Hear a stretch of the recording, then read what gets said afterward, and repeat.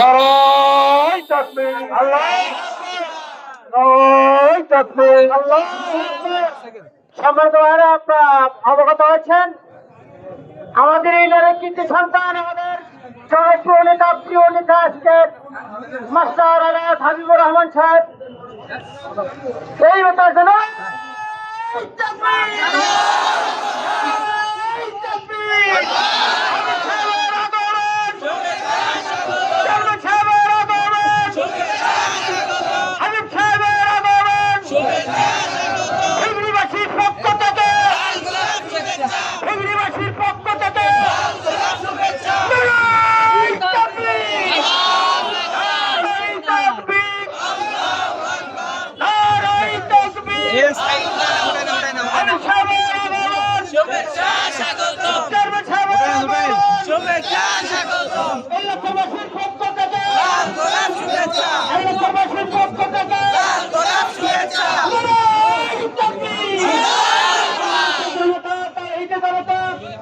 এইমাত্র আমাদের মাঝে করেছেন প্রতীক্ষিত সেই ভাই আমাদের প্রিয় ভাই মাস্টার আলাদ হাবিবুর রহমান সাহেব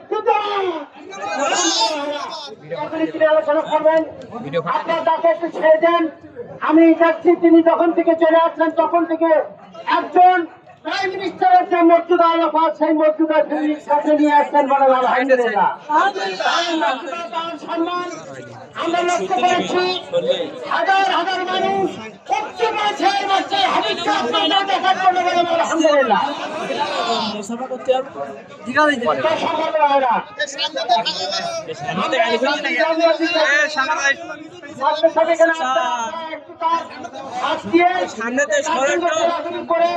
তাকে জোর করে তার কাছে নিয়ে চেপে ধরে বলে আপনাকে বিরক্ত করলে আর জানে পাচ্ছে না, সেই থেকে শুধু মানুষের ঢাল নিয়েছে।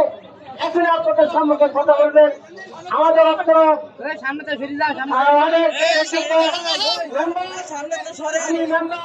যারা ইচ্ছুক ভাইকে এখানে আসার জন্য দাবি করছি, ভাই তুমি এখানে চলে আসো। সম্মানিত ভাইরা, সাহেব কথা বলবেন, চেয়ারম্যান সাহেব কথা বলবেন, প্রিয় ভাই হারিয়েছিল আমরা ভাই আমাদের মাঝে চলে আসছেন। বলেন আলহামদুলিল্লাহ। শুধু এখানে না, আমি এই সমস্ত যাচ্ছি, হাজার হাজার মানুষ উঠতে পড়েছে, নারী পুরুষেরা চলে আসছে, লক্ষ লক্ষ মানুষের আগমন ঘটবে, এরকম পরিবেশ তৈরি হয়েছে। বলে আলহামদুলিল্লাহ। সে বক্তব্য মাঝে আপনার শুনতে পাবেন। চলেছে তিনি কথার ভিতরে একটা কথা বলছিলেন,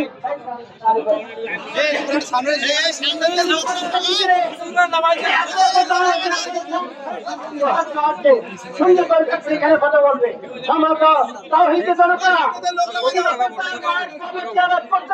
দেখতে পাবেন।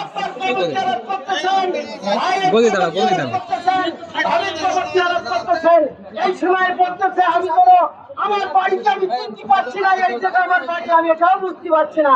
কতদিন নাকি বাইরে ছিল তার জীবনের আজকের এই পথসভায় উপস্থিত রয়েছেন উপজেলা জামাতের সম্মানিত নায়েবে আমির জনাব মাওলানা আজাদুল ইসলাম সহ ইউনিয়ন আমির শাহিনুজ্জামান ভাই সহ বিভিন্ন নেতৃবৃন্দ, সামনেভূমিষ্ঠ সম্মানিত সাধারণ জনতা, আসসালামু আলাইকুম রহমতুল্লাহ।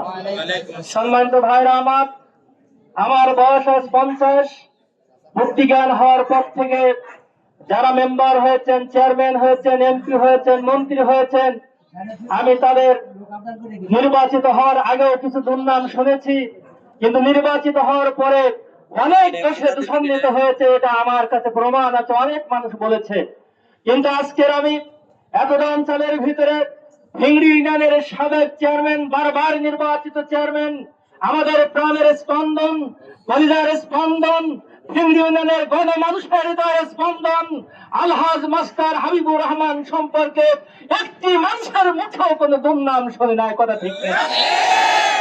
ভাইরা আমার, সেই মানুষটির সাতটা জেলার সচ্চাইতে ঘৃণিত মামলা, মানব হত্যা মামলা দিয়ে এদেশের জনগণের মাঝখান থেকে, বিশেষ করে ভিংড়ি ইউনিয়নের এই জনতার মধ্য থেকে হারিয়ে দেওয়ার জন্য তৎকালীন সরকার চেষ্টা করেছিল। সম্মানিত ভাইরা আমার, কিন্তু রাখে আল্লাহ মারেকে, মারে আল্লাহ রেখেকে। মাকারু ওয়া মাকারাল্লাহ আল্লাহু খায়রুল মাকিরিন।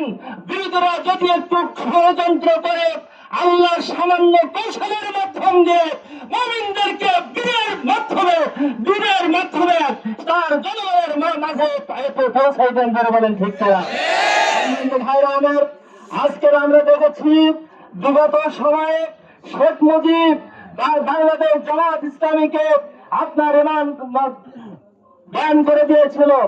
আজকের বিগত সরকার শেখ হাসিনা তিনিও জামাত ইসলামীকে ব্যান করে দিয়ে, ইসলামী ছাত্র শিবিরকে ব্যান করে দিয়ে মনে করেছিল এদেশের গদিতে তিনি স্থায়ী থাকতে পারবেন। কথা বলেন, ঠিক কিনা? কিন্তু ভাইরা আমার, আপনাদের মাধ্যমে তাদের কাছে বিনয়ের সুরে জানিয়ে দিতে চাই যে ভুলটি আপনি আজকের করেছেন, ভবিষ্যতে এই চিন্তা করবেন না। বাংলাদেশের জামাত ইসলামের শিকড় অনেক গভীরে, বাংলাদেশ জামাত ইসলামের শিকড় উপরে নয়। কথা বলেন, ঠিক কিনা? সম্মানিত ভাইরা আমার, ইসলামী ছাত্র শিবিরকে ব্যান করে দিয়ে মনে করেছেন এদেশের ছাত্র সমাজকে মুছে দেব, কিন্তু ইসলামী ছাত্র শিবির যারা শাহাদাতকে কামনা করে, জেলখানাকে বাসগৃহ হিসেবে মেনে নিতে পারে এবং বুলেট বোমাকে খাদ্য হিসেবে গ্রহণ করতে পারে, তাদেরকে ব্যান করে দিয়ে জনগণের কলিজার স্পন্দন থেকে মুছে দিতে পারে না।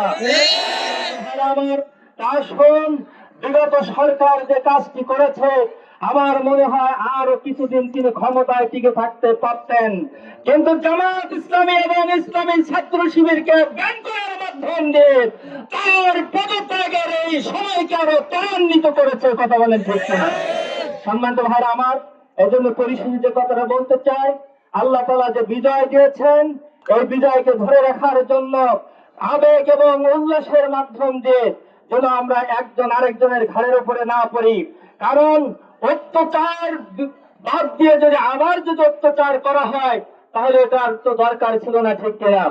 এজন্য আমাদের দেশে যে সমস্ত সংখ্যালঘু ভাইরা আছে তাদের তো কোন ক্রমে তাদের অত্যাচার করা যাবে না, লুটতরাজ করা যাবে না, বরং তাদের উপরে যদি এরকম কোন আক্রমণ করা হয় তাহলে আমরা যেন তাদেরকে বুঝিয়ে শুনে দমন করার জন্য চেষ্টা করি। এই আহ্বান দেখে আজকের আমাদের আলহাজ হাবিবুর রহমান সাহেবকে আপনাদের মাধ্যমে আবার আমরা ধন্যবাদ জানিয়ে সুস্বাস্থ্য কামনা করে, আপনাদের জন্য ধন্যবাদ এবং সুস্বাস্থ্য কামনা করে আমি আমার কথা শেষ করছি। আসসালামু আলাইকুম রহমতুল্লাহ। সম্মানিত ভাইরা, আমরা আলোচনা শুনছি, বেশি দরদায়িত্ব করবো না, যেহেতু আমাদের মহতরাম বসে আছেন। এই পর্যায়ে আপনাদের সম্মুখে কথা বলছেন আমাদের অত্র ওয়ার্ডের সুযোগ্য সভাপতি, জামাতের সভাপতি জনাব আলহাজ মোহাম্মদ সাজ্জাদ হোসেন। আসসালামু আলাইকুম ওয়া রাহমাতুল্লাহ। ওয়ালাইকুম আসসালাম। প্রিয় ভাইয়েরা, বলার ভাষা আমার নেই। আমরা 13 সালে 28 অক্টোবর 28 ফেব্রুয়ারি কদমতলায় মাওলানা দিলওয়ার হোসেন সাহেবের ফাঁসি রায়ের বিরুদ্ধে আমরা এরকম জনগণকে নিয়ে প্রতিবাদ করেছিলাম। সেই প্রতিবাদের দিন এই চক্রান্তকারীরা তারাই তাদের ভাইকে হত্যা করেছে। আমরা আমাদের যে ভাইরা ছিল, আমাদের যে ছেলেরা ছিল, তারা সার্কিট হাউস মোড়ে পুলিশের সঙ্গে ব্যারিকেড দিয়েছিল। তারা শহরে ঢুকতে চেয়েছিল মিছিল নিয়ে, ঢুকতে দেওয়া হয়নি। সেখানে তারা রাবার বুলেট প্রথমে, পরবর্তীতে বিজিডি এসে বুলেট মারতে আমাদের 8টি সন্তানকে চিরতরে শহীদ করে দিয়েছে। সেই সুযোগে সব আমাদের ছাত্রগুলো 11 জন, সেই সূত্রে আমাদের ছেলেরা ছত্রভঙ্গ হয়ে গেল।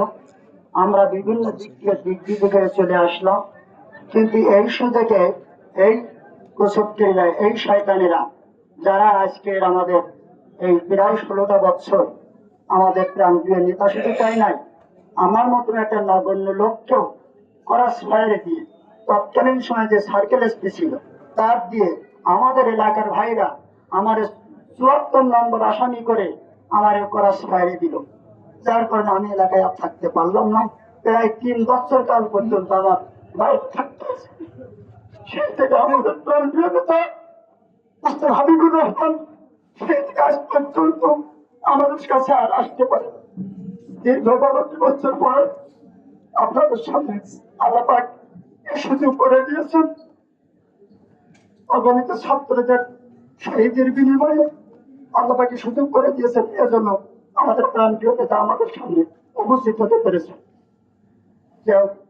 এরপর থেকে হয়তো তিনি আমার উপস্থিত না থাকলো, আমি আরো 4-5 মাস জেল কারাবরণ করে আমি দুইবার রমজান মাসের রোজা জেলখানার ভিতরে রাখতে হয়েছে।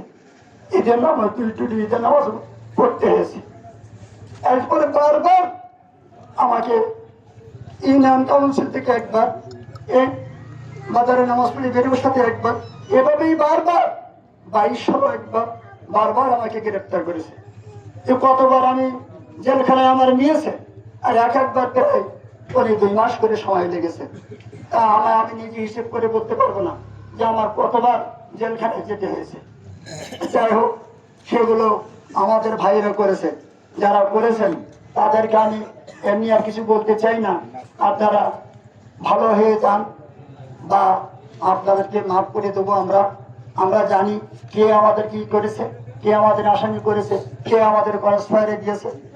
এই সেই সার্কেল এসপি সাহেব তৎকালীন সময় আমাদের ক্রসফায়ার দিয়ে তারপরে এই যে সাতক্ষীরা থেকে চলে যে এখন বর্তমান সময়ে নির্বাচনে 22 সালে সেই সার্কেল এসপি হয়ে সাতক্ষীরার বুকে এসেছে।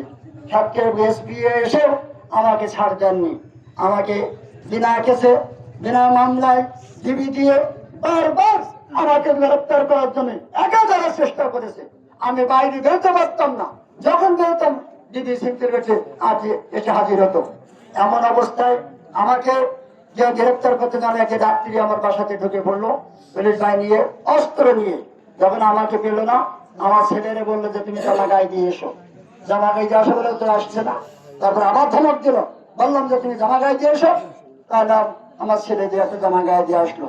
তখন ফোন করছেন ওসির কাছে, সম্ভবত যে স্যার মালটা কি ছেলের কাছে দিয়ে দেবো। যাই হোক, ওসি সাহেব যাই বলুক, ওসি সাহেব বললেন না, তাকে যখন পাওয়া গেল না, ছেলের কাছে অস্ত্র দিয়ে দেওয়া যাবে না। তাদের ইচ্ছা ছিল একমাত্র যে ওই সময় ক্রস ফায়ারে তাকে হত্যা করতে পারেনি, এখন এই অস্ত্র মামলা দিয়ে রিমান্ডে নিয়ে তাকে পঙ্গু করে ছেড়ে দেবো। এ ধরনের মন মানসিকতা আমাদের উপর চলে গেছে। যাই হোক, আমার চেয়েও আমি তো অন্তত 3 বছর পলায় থাকার পরে জেলখানে এসেছিলাম, খুব ভালোই ছিলাম। তারপরে বাইরে এসে যতটুকু ছিলাম ভালোই ছিলাম। বারবার আমার আতঙ্ক থাকতো, আমি এই বাজার ঘাটে উঠতে পারতাম না। ওই আন্ডারগ্রাউন্ডে অধিকাংশ সময় আমার কাছে টেনশন আর টেনশন। আর তার চাইতো আমাদের প্রাণপ্রিয় নেতা আজ 12টি বছর পলাই থাকা, যারা জীবনে পলাই থাকেন মামলা খেয়ে, তারা বুঝতে পারবে না যে পলাই থাকা জীবন কত বড় কষ্টের জীবন। এর চেয়ে কষ্টের জীবন আর পৃথিবীতে আর নাই। আমাদের প্রান্তীয় আজকে আমাদের থেকে 12টি বছর আমি মাঝে আমার সঙ্গে সাক্ষাৎ হয়েছিল, কিন্তু আমি দেখলে আমি চিনতে পারিনি। ফোন করছে, ভাই আমি তুই কই? আমি এসে ফোনকে চিনতে, আমার সামনে দিয়ে হেঁটে যাচ্ছে, আমি ভাইকে চিনতে পারছি না। ফোন দিচ্ছি, ভাই কই? তুমি যেই তো আমি চিনতে পারছি, এত কঙ্কর কালো হয়ে গেছে, সুন্দর চেহারা নাই। এখন তো দেখে আমার মনটা অত্যন্ত ভরে গেছে। সে চেহারা দেখলে কান্না আসতো যে মাস্টার হাবিব ভাই কি সুন্দর চেহারা মানুষ, কি হয়ে গেল? আল্লাহ রাব্বুল আলামিন কত পরীক্ষা নিয়েছেন আল্লাহ ভালো জানেন। যাই হোক, আমি আমার কথা দীর্ঘায়িত না করে এখানেই সমাপ্তি করছি। আমার তৌফিক ইল্লা বিল্লাহ। আসসালামু আলাইকুম ওয়া রাহমাতুল্লাহ। ওয়া আলাইকুম আসসালাম। শোনার হয়ে আপনাদেরকে আমাদের প্রিয় অনুষ্ঠানের কথা, তার আগে আমাদের এই ঢাকার থেকে একটু কথা বলা প্রয়োজনের পর্যায়ে আপনাদের সামনে কথা বলছেন আমাদের উপজেলা সহকারী শ্রমিক ফেডারেশনের ভাই জনাব মোহাম্মদ বনিয়ামিন সরকার কথা বলছেন। আসসালামু আলাইকুম রহমতুল্লাহ। আমি আপনাদের ধৈর্য দিতে কথা বলবো না। আমার প্রাণপ্রিয় চাচা আমাদের রাহাবার, তিনি কথা বলবেন। আমরা তার কথা শোনার জন্য অপেক্ষা করছি। তার আগে মাওলানা আজাদুল ভাই একটু কথা বলবেন।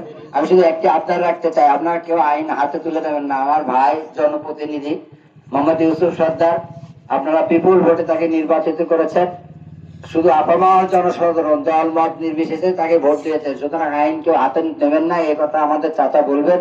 আমি আমার সংক্ষিপ্ত কথা এখানে শেষ করতে। আসসালামু আলাইকুম রহমতুল্লাহ। সম্মানিত ভাইয়ের পর্যায়ে আপনাদের সঙ্গে কথা বলছেন আমাদের জনপ্রিয় ভাই জনাব মাওলানা আজহারুল ইসলাম উপজেলা নায়েবে আলী, তিনি আপনাদের সম্মুখে কথা বলছেন।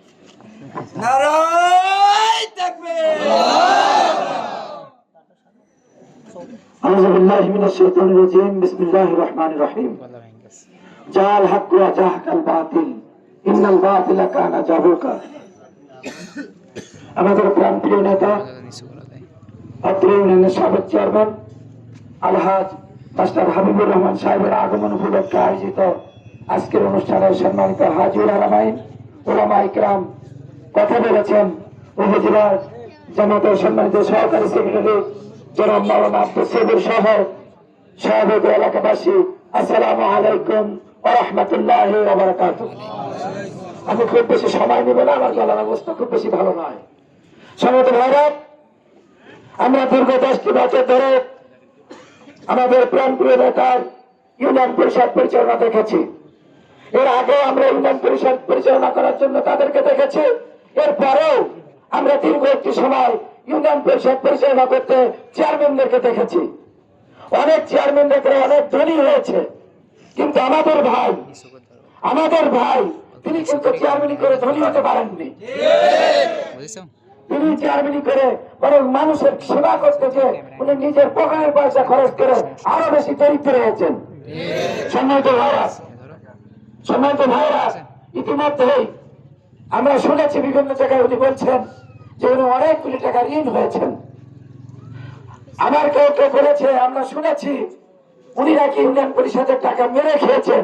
উনি যদি মেরে খেতেন তাহলে এতগুলি টাকা 29 লক্ষ টাকা তাহলে ঋণ হয়ে যেত উনি। সম্মানিত ভাইরা, আমরা আমাদের প্রান্তীয় নেতাকে দীর্ঘদিন ধরে হারিয়ে ফেলেছিলাম, আবার আমাদের মাঝে পেয়েছি। আমরা চাই আমাদের এই নেতাকে লালন করে আরো বেশি বড় জায়গায় যেতে পারে। আমরা সকলে মিলে চেষ্টা করবো ইনশাআল্লাহ। সম্মানিত ভাইরা, আওয়ামী লীগ খুনি হাসিনা জামাত ইসলামীকে নিষিদ্ধ করে গদি টিকে রাখতে চেয়েছিল। 2 দিন পরেই আমরা দেখলাম বাংলার জনগণ অলিখিত ভাবে আওয়ামী লীগকে নিষিদ্ধ করে দিয়েছে। সম্মানিত ভাইরা, আমাদের যে বিজয় দিয়েছে, মাওলানা বলেছে, আমিও সুরবেলায় বলতে চাই, এই বিজয়কে ধরে রাখার জন্য আমাদের অক্লান্ত পরিশ্রম করতে হবে। সম্মানিত ভাইরা, আওয়ামী লীগ যা করেছে আমরা যদি তাই করি তাহলে আমরা তো তাদের কাতারে নেমে যাব। এজন্য কখনো আওয়ামী লীগ যা করেছে এই কাজটা আমরা করবো না ইনশাআল্লাহ। সাতটার মাইকিং শুনছিলাম, কারা করছিল জানি না, শেষ কথাটি কানে আসেনি।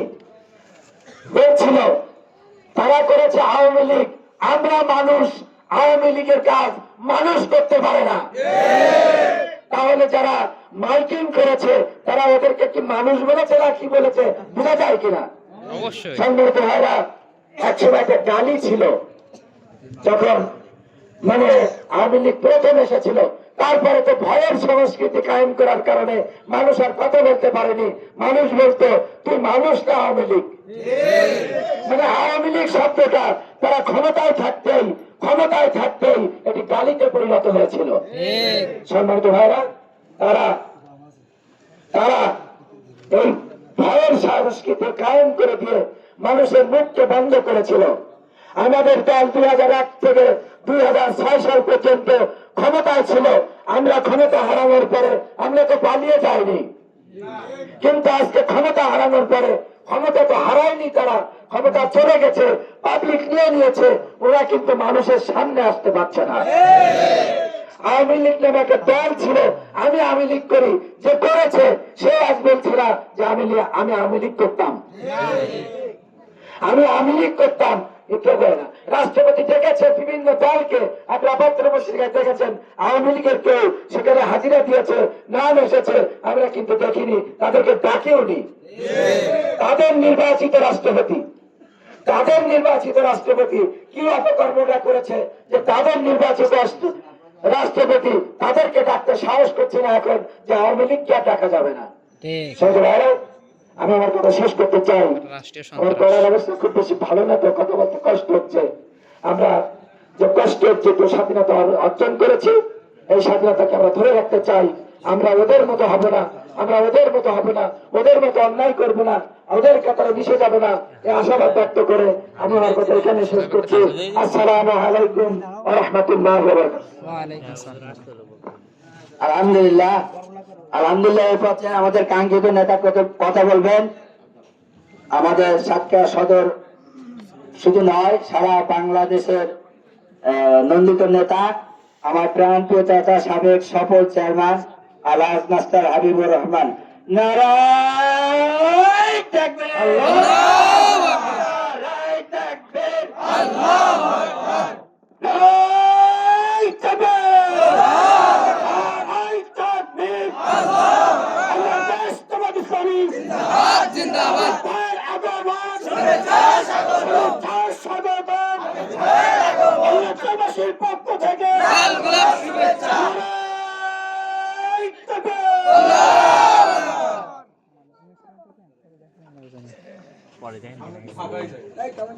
نحمده ونصلي على رسوله الكريم أما بعد أعوذ بالله من الشيطان الرجيم بسم الله الرحمن الرحيم يريدون ليطفئوا نور الله بأفواههم والله متم نوره ولو كره الكافرون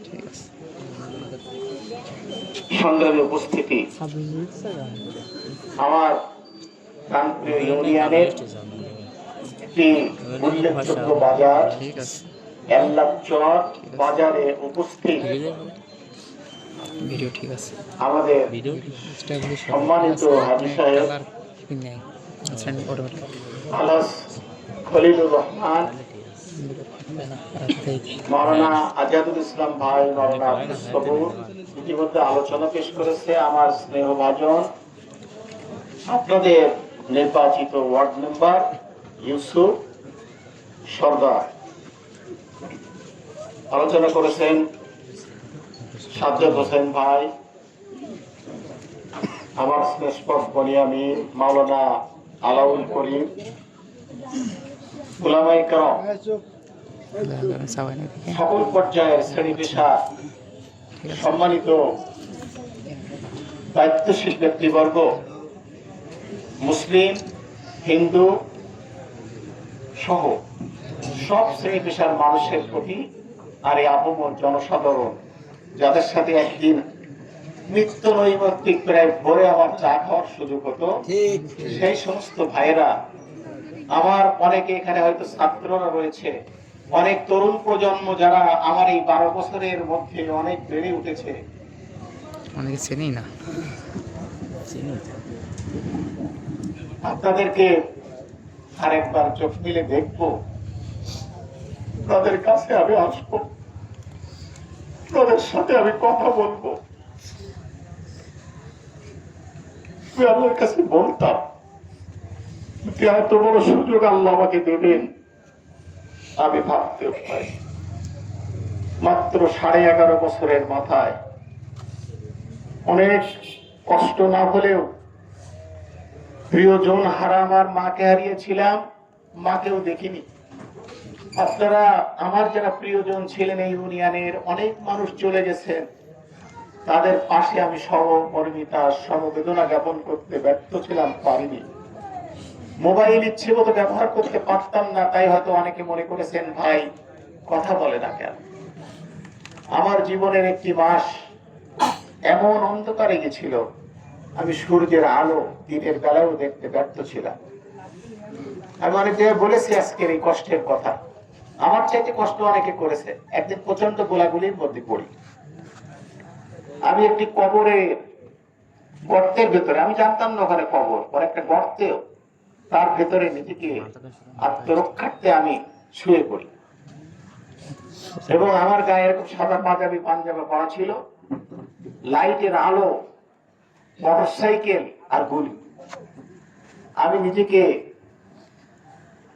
ওই আলোক থেকে হেফাজতের জন্য আমার পাজামা গুটিয়ে ফেললাম, পাঞ্জাবি অনেক কষ্টে আমি শুয়ে অবস্থায় খুলে ফেলে, গায়ের গেঞ্জি খুলে ফেলে আমি কবরের ভেতরে শুয়ে থাকলাম, এত অসংখ্য মশা ওই কবরের ভেতর, আমার সমস্ত শরীর এরকম হাত দিলে মশা আর মশা, কিন্তু একটা কামড়ে কোনো ব্যথা আমি অনুভব করিনি।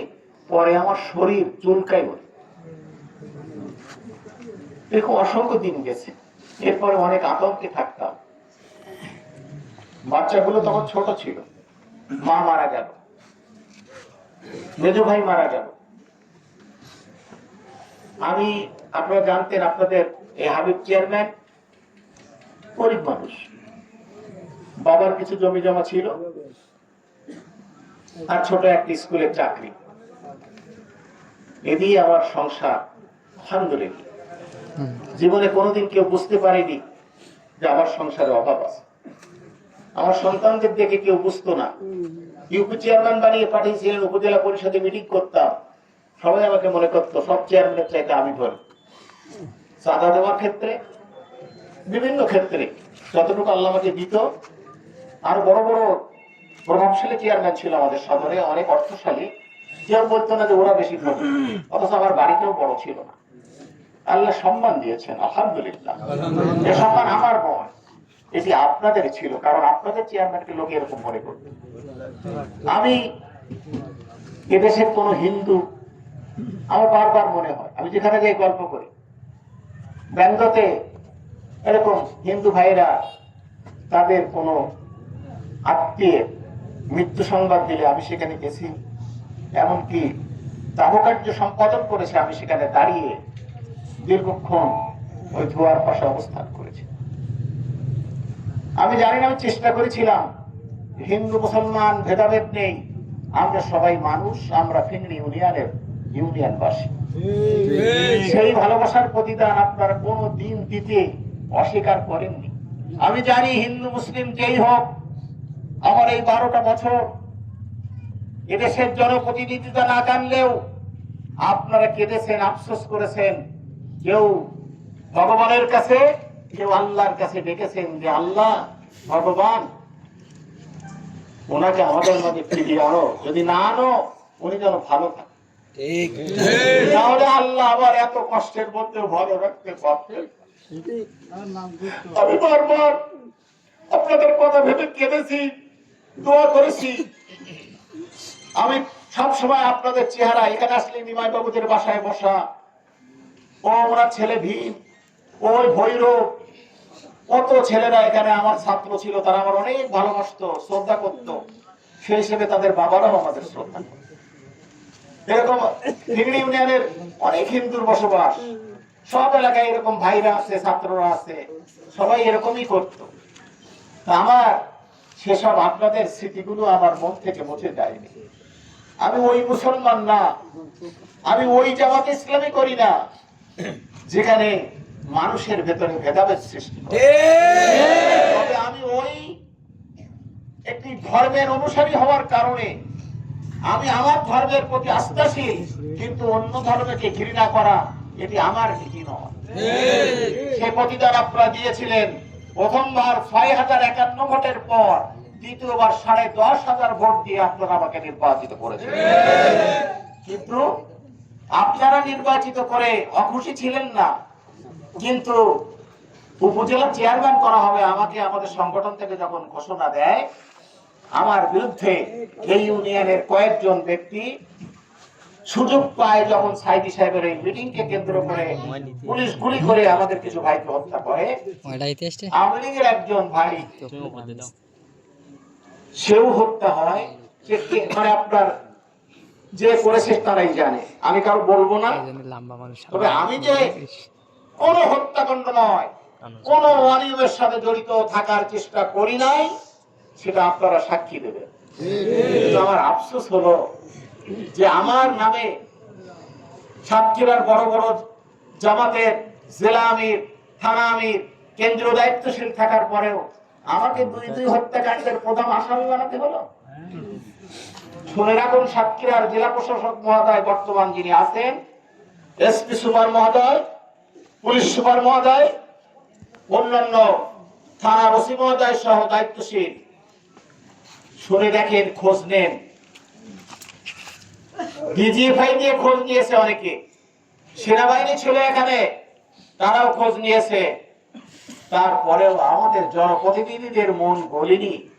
এই ইউনিয়নের মানুষরাও বড় দায়িত্বে ছিল, তারাও কোনোদিন বলেনি এই লোকটা ভালো, কেন মিথ্যে বাড়ি থেকে এরকম ভাবে হয়রানির শিকার হবে, অথচ আপনারা কেঁদেছেন। আমি বিশ্বাস করতাম আপনাদের চোখের পানি আল্লাহ তাআলা ফিরিয়ে দেবেন না, আর দেননি বলেই আপনাদের এই পানির সাথে যুক্ত হয়েছে শহীদ আবু সাঈদের রক্ত, শহীদ মুগ্ধের রক্ত। সেই রক্তের বিনিময়ে তরুণ সমাজ বাংলাদেশে দুঃশাসনের অবসান ঘটিয়ে একটি সোনালী সূর্য উদিত করে স্বাধীন বাংলাদেশ দান করেছে। সেই স্বাধীন বাংলাদেশে সেই স্বাধীন বাংলাদেশের সুবাতাস আমরা দীর্ঘদিন ভোগ করতে চাই। বাংলাদেশ 1971 সালে স্বাধীনতার পর 75 আসার আগেই যিনি স্বাধীনতার স্থপতি ছিলেন সপরিবারে নিহত হন 2 জন ছাড়া। আজ সেদিন অনেক মানুষ হয়তো দুঃখ করেছিল। আমি কোন খুনির অপরাধীর পক্ষ অবলম্বন করছি না, কিন্তু এখন মানুষ বলতে বাধ্য হবে আওয়ামী লীগের এই 15 বছরের দুঃশাসনের ইতিহাস দেখলে এবং শেখ হাসিনা সহ তার মন্ত্রীরা, এমপিরা, অন্যান্য দায়িত্বশীলরা এবং পুলিশ, র্যাব, বিজিবি, ভারতের র এবং ভারতের সেনাবাহিনীর অস্ত্রধারীরা এসে বাংলাদেশের মানুষকে নির্বিচারে গুলি করে এবং ভাইরাল হয়েছে সে সমস্ত ভিডিও, বিমানবন্দর দিয়ে কিভাবে পিঁপড়ি শাড়ির মতো তারা অস্ত্র ফেলে পালিয়ে যাচ্ছে। তাদেরকে অনেক জায়গায় ছাত্র জনতা নির্বিচারে গুলি করে অনেক মানুষ হত্যার পর তাদেরকে বেদ দিয়ে 2-1টাকে ঝুলিয়ে দিয়েছে। ভারতের পোশাক পরা অস্ত্রধারী বাংলাদেশের পুলিশের একটা ওপরে আপনার কোটি লাগানো পুলিশ বলে বাংলাদেশ পুলিশ, কিন্তু আসলে তারা বাংলাদেশের পুলিশ না, তারা ইন্ডিয়া। আগে কেউ বিশ্বাস করতো না, এখন বোঝা যায় ভারতের মোদী সরকার এদেশের মুসলিম তথা আপামর জনসাধারণ হিন্দু সহ স্বাধীনতা সার্বভৌমত্ব বিশ্বাসীদেরকে অধিকার হরণ করে ক্ষমতার মসনদে একটা পুতুল সরকার বসিয়ে আমাদের ট্রানজিট দিল, আমাদের বন্দর দিল, আমাদের রেল ট্রানজিট দিল, অথচ তিস্তার পানি দিতে ব্যর্থ হলো। আমরা অনেক কিছু পেয়েছি, গুলি পেয়েছি, আমরা অনেক তাজা রক্ত ঝরিয়েছি, তারপর যে স্বাধীনতা এলো খুনি হাসিনার পালানোর মাধ্যমে সব নেতা পালিয়েছে। আমরা মিথ্যে হয়রানি করে জুলুম থেকে বাঁচার জন্য আত্মগোপনে ছিলাম। রসুলকে হত্যার জন্য আবু জেহেল ষড়যন্ত্র করেছিল। আল্লাহ বলেছিল নবী তুমি হিজরত করে মদিনায় এসো। নবীর সম্মান ক্ষুণ্ণ হয়নি, এটি পলানো নয়, এটি আত্মগোপন। একটি জনপদ যারা তাকে সাদরে বরণ করেছিল। আমার কিছু অমানুষীর জীবন যাওয়ার পর আমি একটি জনপদ পেয়েছিলাম, তারা আমাকে প্রাণ দিয়ে ভালোবাসে। সেখানে নামাজ পড়ালে মসজিদে আমি নামাজ পড়াতাম। আল্লাহ তাআলা তারা আমাকে ভালোবাসতো, কিন্তু আমি আমার পরিচয়কে গোপন রাখতাম। কারণ পরিচয় গোপন রাখার কারণ আমার নামে মামলা ছিল। কিন্তু আজকে আমরা ফিরে এসেছি, আমরা মামলার ভয় পেয়ে অপেক্ষা করিনি। কেন? আসলে যারা জালেম, যারা অত্যাচারী, তাদের পরিচয় বাংলাদেশের মানুষের মধ্যে হয়ে গিয়েছে। সুতরাং আমরা সত্যের অনুসারী, মিথ্যা হয়রানির শিকার। সুতরাং আমরা ফিরে এসেছি আপনাদের কাছে। আমি আল্লাহর কাছে কেঁদে কেঁদে বলতাম, রব একটিবার হলেও তুমি ওই মাটিটা আমাকে ফিরিয়ে দিও। অনেকের সাথে হয়তো দায়িত্ব পালনের কারণে ইচ্ছা অনিচ্ছায় আমার কত অপরাধ সংঘটিত হয়েছে, ভাইদের বোনদের মনে কষ্ট দিয়ে ফেলেছি। সেই কষ্টটুকু থেকে আমার মৃত্যুর আগে আমি যেন তাদেরকে বলতে পারি, আমার প্রাণপ্রিয় মুরব্বী হিন্দু মুসলিম ভাই বোনেরা, আপনাদের এই ভাই হয়তো জানতে পারেনি, কিন্তু আপনাদের মনে কষ্ট রয়েছে আমার প্রতি, আপনারা আমাকে মাফ করে দেবেন। আল্লাহ সে সুযোগ দিয়েছে, আমি আপনাদের কাছে ক্ষমা ভিক্ষা করছি আমার জানিত অজানিত কারণে যদি আপনাদের আমি কষ্ট দিই। তবে আমি আজ কোনো জনপ্রতিনিধি হওয়ার জন্য আপনাদের সামনে দাঁড়াইনি, আমি ফিরে এসেছি। আপনারা বিরোচিত সম্বর্ধনা দিয়েছেন। রবের কাছে বলেছিলাম, রব তুমি যদি আমাকে নিয়ে যাও, চুরি করে নিয়ে যেও না, বরং এমন ভাবে তুমি আমাকে নেবে যেখানে মানুষ সাক্ষ্য দেবে এবং সমাজ দেখবে, মিডিয়া দেখবে, সাক্ষীর প্রসারণ দেখবে যে এটি বীরের প্রত্যাবর্তন। আমি নিজেকে বীর বলছি না, কিন্তু আপনারা আমাকে বীরের মতো মর্যাদা দিয়েছেন। ফিগড়ি ইউনিয়নের প্রতিটি জনপদে আমি নির্বাচনী জনসভাতেও কোন জায়গায় আমার জীবনে এত ভোট দিয়েছেন আপনারা, তা আমি দেখিনি। আপনাদের এই আবেগ এই দীর্ঘ রাত 10টা অতিবাহিত হওয়ার পরে অপেক্ষা করছেন। স্যালুট ফিগড়ি ইউনিয়নবাসী, আপনারা ভালো থাকেন, সুস্থ থাকেন, সুন্দর মন গড়ে উঠুক। আর এই সুন্দর মনের প্রতিযোগিতা নিয়ে আসুন আমরা এই সোনালী সূর্যের স্বাধীন বাংলাদেশে সমস্ত জনপদ হিন্দু মুসলিম ভাই ভাই হয়ে একটি কুরুষ মুক্ত শান্তির সমাজ প্রতিষ্ঠায় দৃঢ়ভাবে ভূমিকা গ্রহণ করি। আর জালিমের জুলুম আমরা সহ্য করব না। আমি ঢাকাতে ছিলাম, আমি মিছিলে ছিলাম, গণভবন আপনারা এখান থেকে দেখেছেন, হাঁস মুরগি গরুর গোশত মুরগির গোশত, আপনার বড় বড় ছাগলের রান ঘাড়ে করে নিয়ে বেরিয়ে যেতেছে, হরিণ তাড়িতেছে। গণভবনের খাট পালঙ্ক শাড়ি চুড়ি জুতো কিচ্ছু বাদ রাখিনি। আমি সে কথা বলিনি, ওটা আমি চোখে দেখেছিলাম। অনেকে বলছে এই জালেমের স্মৃতিকে ইতিহাস করে রাখার জন্য আমরা এটা নিয়ে যাচ্ছি, আর অনেকে বলছে ও তো আমাদের টাকায় এই সমস্ত সুভোগ করেছে, খুনি যখন পালিয়ে গেছে খাবার তো আর লোক নেই, আমরা যাই দুই একটা রান খাই। প্রিয় ভাইরা, আফসোস জনপ্রতিনিধি হয়ে কোটি কোটি টাকার পাহাড় জমিয়েছে যারা, তাদের অনেকের ওই সম্পদ মানুষ যতটুকু পেরেছে তারা পালিয়ে বিদেশে নিয়ে গেছে। দেশে ঘর বাড়ি ভেঙে তছনছ করেছে। ফিগড়ির মানুষ ভালো এটা হয়নি। আমরা এই জন্য আপনাদের কাছে করজোড়ে অনুরোধ করব, কোন অমুসলিম মুসলিম নয়, সবাই হিন্দু মুসলিম তাদের বাড়ি, তাদের সম্পদ, তাদের মৎস্য ঘের, তাদের দোকান পাট, তাদের সরকারি সম্পদ, বেসরকারি সম্পদ, তাদের পূজা মণ্ডপ, মসজিদ, মাদ্রাসা, মন্দির সব কিছুর পাহারাদার হব আমরা। ফিগড়ি ইউনিয়ন শান্তির ইউনিয়নে পরিণত হবে। হিন্দুরা যেন মুসলমানদেরকে ঘৃণা না করে, মুসলমানরা যেন হিন্দুদেরকে ঘৃণা করে। যে যার ধর্মের অধিকার ভোগ করবে, কিন্তু মানুষ হিসেবে আমাদের ভেতরে ভালোবাসার বন্ধন থাকবে। সেই সমাজ আমরা কায়েম করব। এই আজকের এই তরুণ যুবকেরা, আমি হয়তো তোমাদের প্রতিনিধি ছিলাম একদিন, তোমাদের বাবারা আমাকে নির্বাচিত করেছিল, তোমরা হয়তো অনেকে সেদিন ছোট ছিলে। আজকে তোমাদের পিছনে থেকে আমি এই ইউনিয়নে ফিরে আল্লাহ নিয়ে এসেছেন, তোমাদের সহযোগিতা করতে চাই। পুলিশ চাঁদাবাজি করলে তার ব্যবস্থা আমরা করব। ভ্যান চালাবো, মোটরসাইকেল চালাবো, চাঁদার টাকা দিলে ছেড়ে দেবে, ধরলে মেম্বার চেয়ারম্যানের তেল মেরে টাকা দিয়ে ছাড়াতে হবে। এই রচিত অপসংস্কৃতি আমরা কঠোর হস্তে দমন করব। বলতে চাই, আপনারা আমাদের সহযোগিতা পাবেন যদি আপনারা অপচেষ্টা অপরাধ ভুলে গিয়ে স্বাধীন বাংলাদেশে একটা সোনালী সমাজে প্রতিষ্ঠায় কাজ করেন।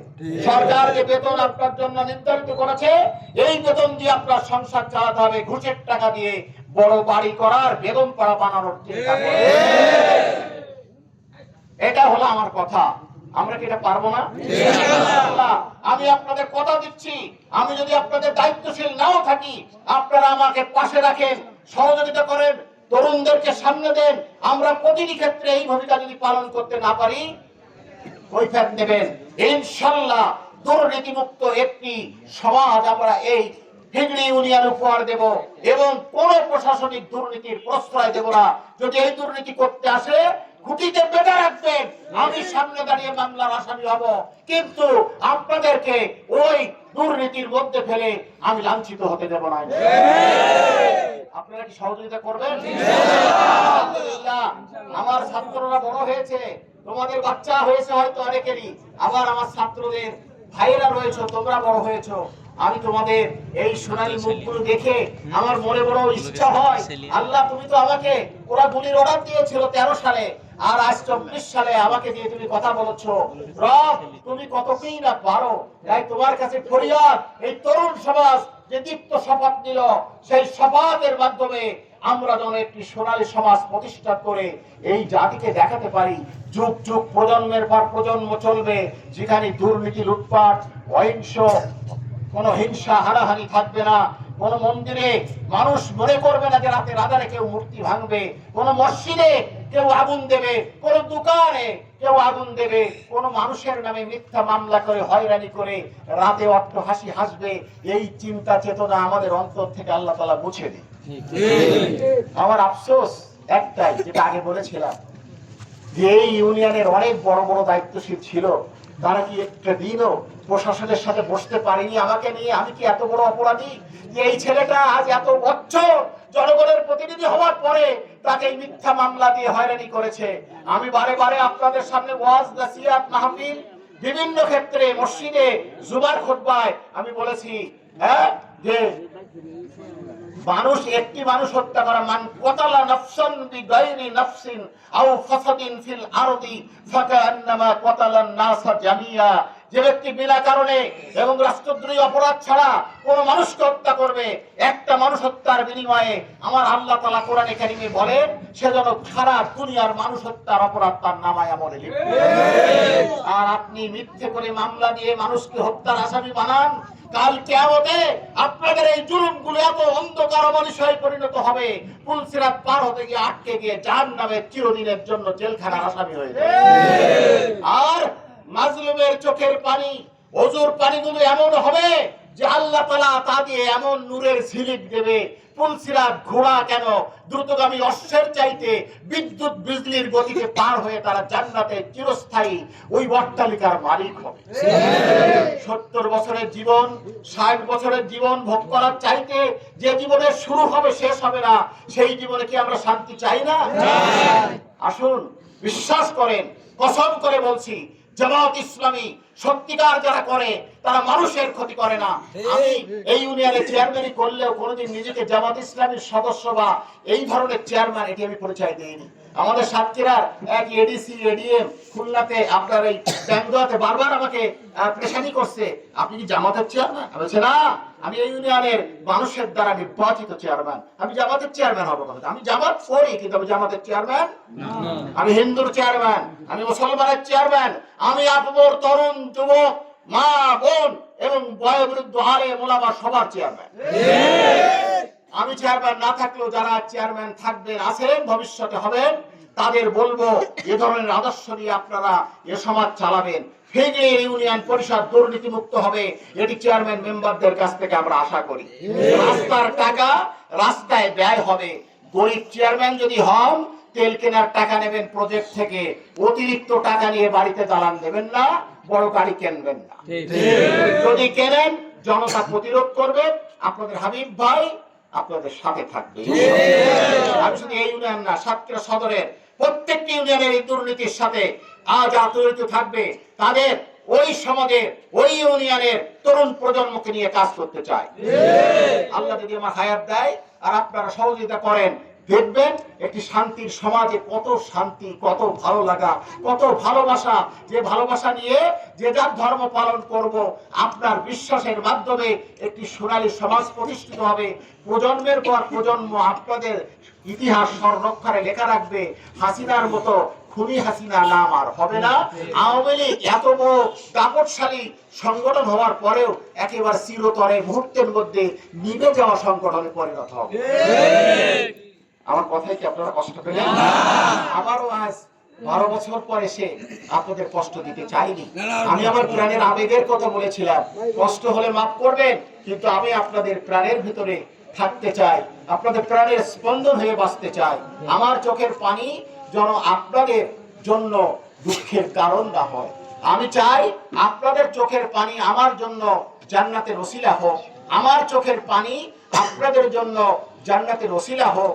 আমি সেটা চাই, আমার চোখের পানি আপনাদের কষ্টের কারণ না হয়, অথবা আপনার চোখের পানি আমার জন্য কষ্টের কারণ না হয়। এজন্য অবশ্যই আমরা ইন্টারিম গভর্নমেন্ট ফর্ম করার পূর্ব মুহূর্ত পর্যন্ত, প্রশাসনিক সংস্কার না হওয়া পর্যন্ত আমরা অবশ্যই ঘের ভেড়ি, ধর্মীয় উপাসনালয়, বাজার ঘাট, মসজিদ সবকিছু পাহারা দেব বিনা পয়সায়। আমরা দালাল না, আমরা টাকার পাহাড় কামাই করব না।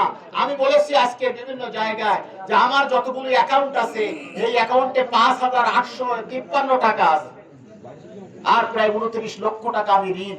এই 12 বছর আমার সংসার চালাতে, যে আমার ছেলে দুটো মানুষ করতে, যে বিয়ে যেতে দিয়ে আমার খেতে পড়তে লেগেছে। কিন্তু আপনারা খুলে দেখুন, আমি 2 পিরিয়ড চেয়ারম্যান করার পরে আমার 5,853 টাকা 13 সালে আমি চলে গেছি। এমনকি আমি আপনাদের ইউনিয়নের শিমুলবাড়ি হাই স্কুলের একজন বিজ্ঞানের শিক্ষক ছিলাম। সেই স্কুলে আমাদের জনপ্রতিনিধিরাই দায়িত্ব প্রাপ্ত হয়েছিল, শিক্ষক হেডমাস্টার সবাই ছিল। কিন্তু আমার এই বিপদের মুখে আমার ছোট ছোট বাচ্চার দিকে তাকিয়ে এই ইউনিয়নের মানুষ কাঁদলেও আপনারা আমার বেতনটা বন্ধ করে দিয়েছিলেন 12 বছর। আমি কি এত অপরাধী চেয়ারম্যান ছিলাম? এই টাকার ভুগি আমি না, এই টাকার জন্য আমি লোভ করি না। আপনারা শুনে দেখবেন, হাবিব চেয়ারম্যান মাথা বিক্রি করা লোক নয়। তাই কোন জালেমের কাছে অনেকে বলেছে ওর কাছে আপনি একটু ফোন দেন, ঠিক ও ধরনের ফোন মারা লোক আমি না। আমি না খেয়ে থাকবো, কিন্তু ফোন মেরে আমার টাকা দেওয়ার জন্য তেলবাদী হাবিব নয়, এই চরিত্রই আল্লাহ আমার জন্মায়। কিন্তু আপনাদের কাছে দোয়া চাই, আমি মজলুম হয়ে আমার সাথে যে দুর্ব্যবহার তারা করেছে, আমার চোখের পানি আল্লাহ পছন্দ হলে আল্লাহ বিচার করবে, কিন্তু আমি কোনো বিচার করব না। আমি আপনাদেরকে জানালাম এজন্য যে 12 বছরে তারা আমার বেতনগুলো প্রতি বছর, সরকার আমার চাকরি বাতিল করেনি, বেতন প্রতি মাসে আসা আজও, কিন্তু আমার বেতনটা তারা সই না করার কারণে সরকারের কাছে প্রতি অর্থ বছরে ফেরত যায়, আর ওই টাকাটা লস হয়ে যায়, আর ফিরে আসার কোনো সম্ভাবনা থাকে না। আল্লাহর দরবারে আপনারা কৈফিয়ত দেবেন না, তা তোলা থাকলো, আমি কৈফিয়ত নেব না। আমি জানালাম এজন্য, আপনারা আমার অভিভাবক বানিয়েছিলেন, বয়সে তরুণ ছিলাম আমি, আজকে আমি বয়োবৃদ্ধ। আপনারা জেনে রাখুন, জালেমরা এভাবে প্রতিটা মানুষের ক্ষেত্রে জুলুম করেছে। এই জুলুমের প্রতিশোধ আল্লাহ নেয়, তাহলে আওয়ামী লীগ ধ্বংস হয়ে যেত না। আজকে হাসান মাহমুদ, আজকে বিপ্লব, আজকে পলক, আজকে হারুন ধরা পড়েছে আর চোরের মতো ভেঙে নিয়ে গেছে। কি দাপট ছিল! আজকে তোমরা মন্ত্রী সরকার, প্রধানমন্ত্রী পদত্যাগ করলে সরকার শেষ হয়ে যায়, তারপরে প্রেসিডেন্ট ঘোষণা করে যে সংসদ বিলুপ্ত করলাম। ঘোষণার আগেই মন্ত্রী পলক আপনার কি করেছে, নেট বন্ধ করে দিয়েছে, ফেসবুক বন্ধ করে দিয়েছে, গুলি করতে সেটা দেখাতে দেবে না। যারা করবে তাদের টিভি বন্ধ করবে, ফেসবুক বন্ধ করবে, তাদের হাতে আনবে। ফেসবুক কর্তৃপক্ষ ডেকি ধোলাই করেছে বাংলাদেশে, কিন্তু আপনাদের চালাক দেবো না বলতে ওরা মাপছেই গেছে। টিকলো বলো হাসান মাহমুদ বড় বড় কথা বলেন, আমি 12 বছরের মুখের দিকে তাকাইনি, আমার ঘৃণা লাগে। মানুষ এই অমানুষ কেন? আপনার জবানে এত খারাপ কথা কিভাবে আসে? এমন ব্যঙ্গ করে করে মানুষের সাথে কথা বলেন। হয়েছে সেনাবাহিনী ধরেছে, ধোলাই চলবে। আল্লাহ তাআলা, আমরা সেজন্য আপনাদেরকে বলি, এখানে অনেক ভাইরা দল করতেন, আপনার যদি মন হয় দল করবেন, কিন্তু আমি অনুরোধ করব আওয়ামী লীগ আর করবেন না। এরা ভারতের দালাল, ভারতকে দিয়ে আমার দেশের মানুষের রক্ত নেয়, গুলি করে ভারতের সৈন্য আসলো কেন? আওয়ামী লীগের কাছে কৈফিয়ত নেন, ভারতের সৈন্য আসলে কেন? ওরা মনে হচ্ছে একটা পরিবেশ পেলে আমরা ফিরে আসবো, ওরা টাকার মালিক। আমরা অনেক কিছু করতে পারি জনগণকে নিয়ে, কিন্তু আমরা করিনি। সবকে আর কোন জনগণকে আমরা করতে দিতে চাই না। এজন্য আপনারা পাহারাদার হন, কারোর ঘর বাড়ি আমরা কোনো ক্ষতি করব না, ধর্মীয় ঘোষণায় ক্ষতি করব না। আল্লাহ তাআলা ওদের ব্যবস্থা করবে, নতুন গভর্নমেন্ট আসার পর ওদের কালো টাকার হিসাব নিলে সরকার নেবে। আল্লাহ আপনাদেরকে ভালো রাখুন, সুস্থ রাখুন। আমি যখন এসেছি দোয়া করুন আমি যেন আপনাদের সাথে থাকতে পারি। সকল হিন্দু মুসলিম ভাইদের প্রতি আবারও সালাম, আসসালামু আলাইকুম ওয়া রাহমাতুল্লাহি ওয়া বারাকাতুহু।